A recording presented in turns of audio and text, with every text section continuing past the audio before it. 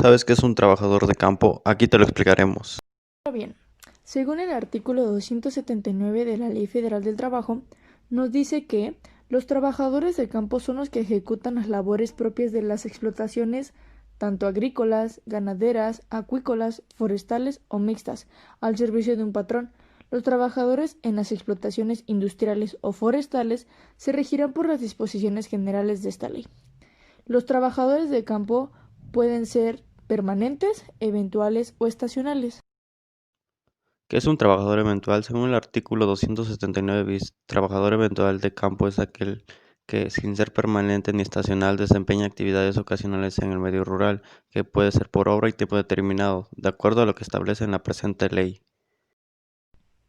Ahora bien, según el artículo 279 ter de esta misma ley, nos explica que los trabajadores estacionales del campo o jornaleros son aquellas personas físicas que son contratadas para laborar en explotaciones agrícolas, ganaderas, forestales, acuícolas o mixta, los cuales estos se contratan únicamente en determinadas épocas del año.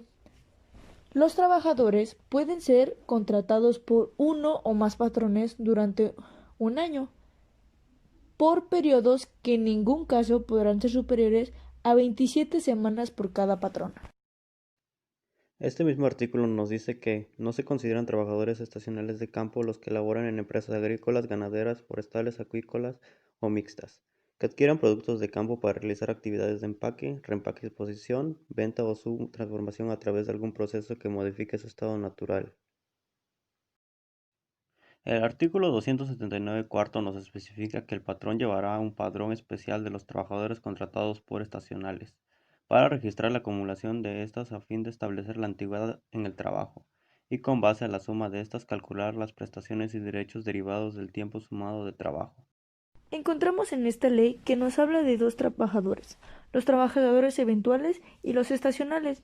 En el artículo 280 de esta misma ley, el trabajador estacional o eventual de campo que labore en forma continua para un periodo mayor de 27 semanas para un patrón tendrá a su favor la presunción del trabajador permanente, de las cuales el patrón llevará forzosamente un registro especial de los trabajadores eventuales y de los estacionales que contrate cada año y exhibirlo ante las autoridades del trabajador cuando sea requerido para ello, por lo cual el patrón tiene la obligación de que deberá pagar al trabajador las partes proporcionales que correspondan por un concepto de vacaciones, prima vacacional, aguinaldo y cualquier otra prestación a la que tenga derecho, y deberá entregar una constancia a cada trabajador en la que se señalen los días laborados y los salarios totales devengados.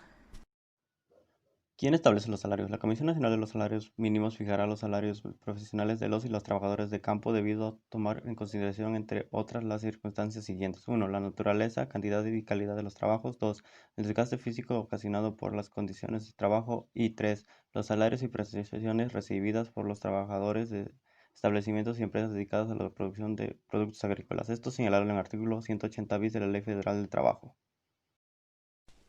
El artículo 281 de la Ley Federal del Trabajo nos dice que cuando existan contratos de arrendamiento, el propietario del predio es solidariamente responsable con el arrendatario, por lo cual deben de disponer de los elementos propios suficientes para cumplir las obligaciones que deriven de las relaciones con sus trabajadores. De las obligaciones de los patrones. Número 1. Pagar los salarios precisamente en el lugar donde se preste el trabajador sus servicios y en periodos de tiempo que no se excedan de una semana. Número 2. Suministrar gratuitamente a los trabajadores habitaciones adecuadas e higiénicas. Algo interesante en este artículo es que te brindan un predio individual o colectivo para la cría de animales de corral. Número 3. Mantener las habitaciones en buen estado, haciendo en su caso las reparaciones necesarias convenientes para cada trabajador en las viviendas que se les brindarán. Número 4.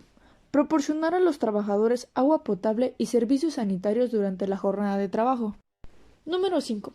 Mantener en el lugar de trabajo los medicamentos y material de curación, así como los antídotos necesarios a fin de proporcionar primeros auxilios a los trabajadores, no solamente para sus trabajadores, sino para sus familiares o dependientes económicos que los acompañen, así como adiestrar personal que los presente.